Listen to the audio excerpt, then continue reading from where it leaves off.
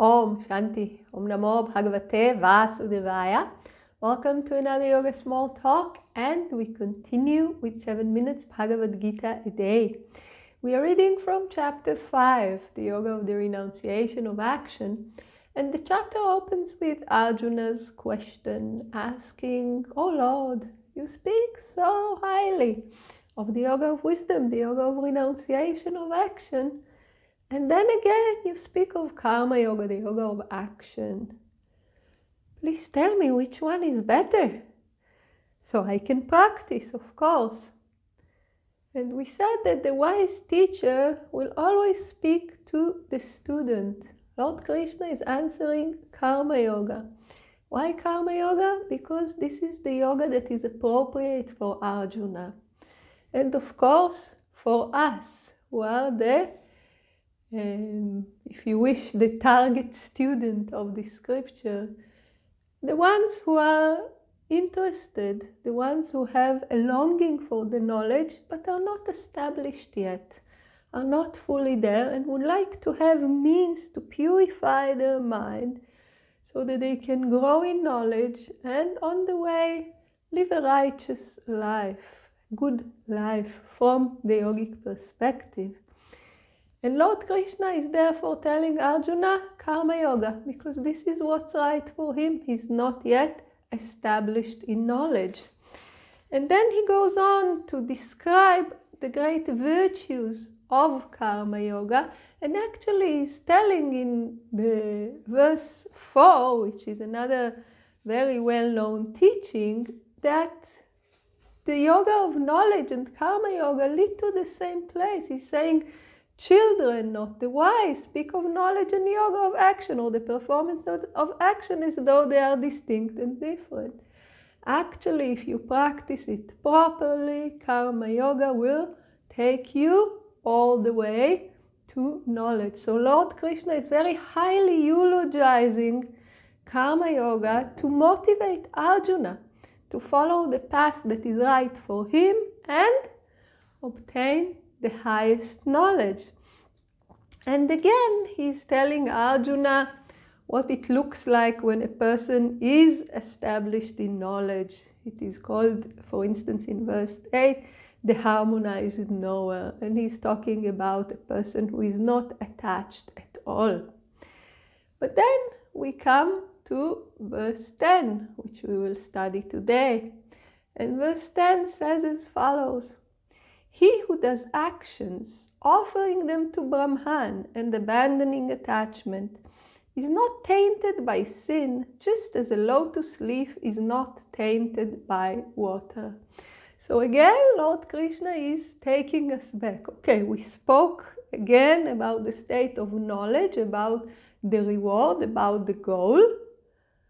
But let's come back to the practice. Remember, Swami Shivananda said, an ounce of practice is worth a ton of theory.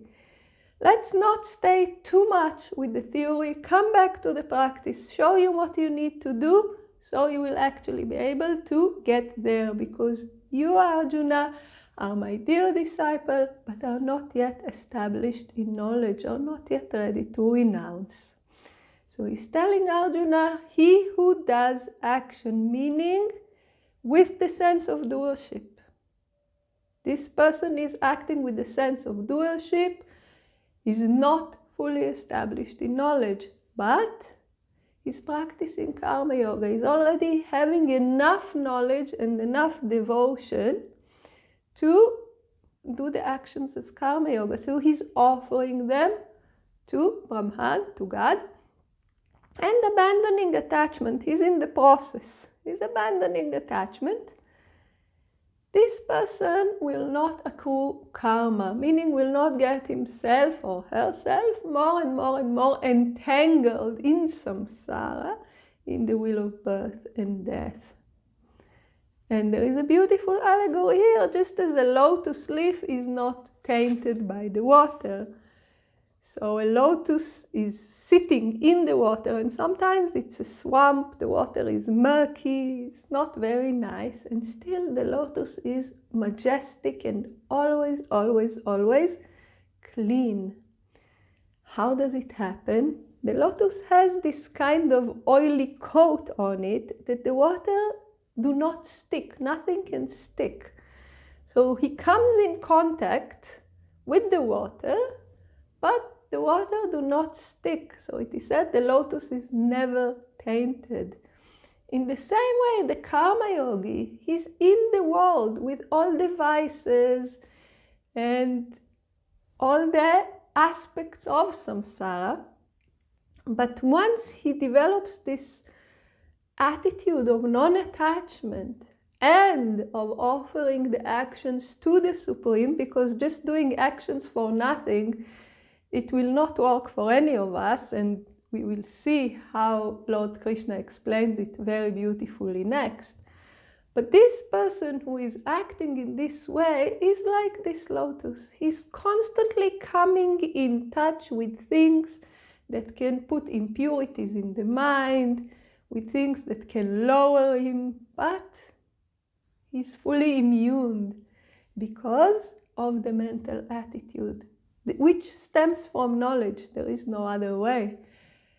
And he can act without incurring further karmas, without entangling himself further and further in samsara. And Swami Shivananda tells us this is actually the teaching that we heard in chapter 4, in action, in action. He's active, but really he's not doing action in the sense of karma. He's not incurring karmas. So he says the yogis who does actions without egoism and attachment to the results or the fruits of actions, which he regards as offering unto the Lord, this has to come with faith and devotion. This we also saw in chapter 4, is not tainted by the action. So he does not get more and more karma that will get him more and more entangled in this samsara. So this verse is a connection. Okay, I told you, Arjuna, for you, karma yoga. Now I will tell you how this practice is done and how this will take you to knowledge. So this verse is the connection, and next we will hear more about the practice and how this practice takes us to knowledge. So please join us for the next teachings. Om Shanti.